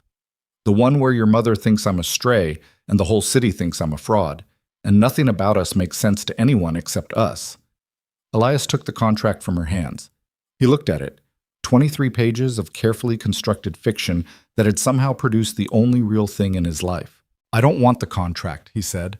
"I haven't wanted the contract since the night you told me to stop watching you." He set the pages on the table. "I want the mess. I want the 5 a.m. painting. I want the fighting and the refusal and the woman who walked into this room alone because she was too stubborn to let me do it for her." Naomi felt something crack open inside her. Not the breaking kind of crack, the other kind, the kind where light gets in through a fissure that's been sealed too tight for too long. She kissed him, slowly. Not the desperate collision from the terminal, something different, something that tasted like rain and smoke and the particular flavor of two people who had been through enough to know that what came next would be hard and imperfect and worth every difficult minute. "Take me home," she said. He did. The fallout unfolded over weeks. Seoul's operation collapsed like a building demolished from the inside. Arrests, frozen accounts, evidence delivered to prosecutors through channels that Naomi never asked about, and Elias never explained. The loan sharks who had once spread photographs of her life across a marble table vanished into the machinery of a justice system that, when properly motivated by the right family, could move with terrifying efficiency. Seo himself disappeared from Seoul. Whether into a prison cell or something quieter, Naomi didn't ask. Some answers were better left unfound. Scarlett Han left Korea. The entertainment news sites reported it as an extended stay abroad. No scandal, no public collapse. Just a woman who had once been part of Seoul's inner circle, quietly removing herself from the picture. Naomi thought about her sometimes, about the trembling hand above the trackpad, about the red eyes and the hoarse voice, and the warning that almost sounded like wisdom. She didn't forgive Scarlett. Forgiveness required processing, and some wounds needed years before you could look at them directly. But she understood her, and understanding Naomi had learned was sometimes more useful than forgiveness. Victoria Kang remained Victoria Kang. She did not soften, she did not apologize. She did not suddenly transform into the warm, welcoming mother-in-law that movies pretended existed, but something shifted in the way she occupied the same space as Naomi. A recalibration, subtle and wordless, like a predator acknowledging that another predator had entered its territory and deciding that coexistence was more efficient than conflict. At dinner one evening, 3 weeks after the terminal, Victoria poured Naomi's tea before her own. A small gesture, almost invisible. But Naomi caught it, and when she looked up, Victoria met her eyes with an expression that wasn't warmth but was adjacent to it. Respect. The grudging, hard-won respect of a woman who had spent her entire life surrounded by men who consumed and a daughter-in-law who refused to be consumed. Elias began the work of dismantling what remained of the Kang Empire's shadow operations. It was not clean. It was not fast. There were nights when he came home at 2 in the morning with the weight of impossible decisions living in his shoulders and the smell of rooms she'd never enter clinging to his clothes. There were arguments, real ones, ugly ones, the kind where doors slammed and silence lasted hours, and reconciliation came not through grand gestures, but through the small, difficult act of sitting across from someone and saying I was wrong without knowing if they were ready to hear it. He was not a perfect man. He was not a reformed man. He was a man in the process of becoming something he'd never been designed to be. And the process was slow and painful and filled with setbacks that made Naomi want to scream. But he was trying. And trying, she discovered, mattered more than succeeding. Naomi rebuilt the gallery. Not quickly, not with Kang money. She applied for grants, she took on freelance curation work. She sold 3 paintings to a collector in Busan who'd seen her work online and didn't care about the tabloid coverage. She found a new space, smaller than the original, on a quieter street in Hanam-dong, with imperfect lighting and a landlord who charged too much, and walls that needed 3 coats of paint before they stopped looking like a place where people gave up. She named it Belonging. Elias funded the security system and the insurance policy and nothing else, because she asked him not to, and because he was learning, slowly, imperfectly, with the awkward effort of a man rewiring instincts that had been reinforced for a lifetime, that protecting someone didn't always mean providing for them. Sometimes it meant stepping back. Sometimes it meant watching from the edges while the person you loved built something with their own hands, even when your hands were bigger and your resources were deeper and every fiber of your being screamed that you could do it faster and better and safer. He stepped back. He watched. He stood at the edges. And Naomi built. The opening night was a Thursday in October. Rain, naturally. Seoul apparently believed that every important moment in Naomi's life should be accompanied by water falling from the sky. The gallery filled slowly. Artists she'd supported over the years, curators who'd dismissed her work and were now curious about the woman who'd survived a public scandal and come back swinging. Diplomats, journalists, a handful of celebrities whose publicists had decided that attending the reopening of a controversial gallery was the right kind of edgy. Victoria came. She stood near the entrance in a charcoal coat and pearl earrings and examined each piece with the critical eye of a woman who had opinions about everything and shared them with no one. She stayed for 45 minutes. When she left, she paused beside Naomi and said one word: better. Naomi didn't know if she meant the art or the gallery or the woman. She decided it didn't matter. The crowd thickened. Conversations layered over each other. Wine glasses clinked.